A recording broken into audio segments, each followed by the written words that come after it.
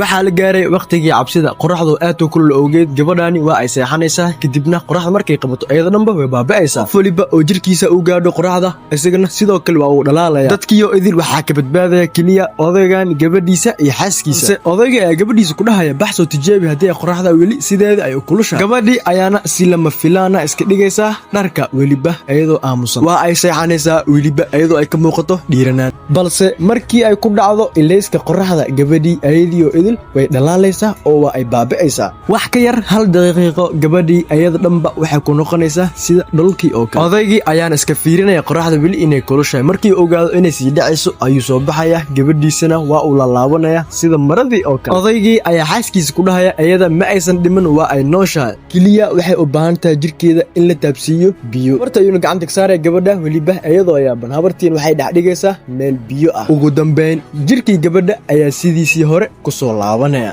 ilaa ay ugu dambeyn gabadhii ayadoo faraxsan ay soo baxayso hooyadii macal aabiin ayagana sidaa ay ku farxayaan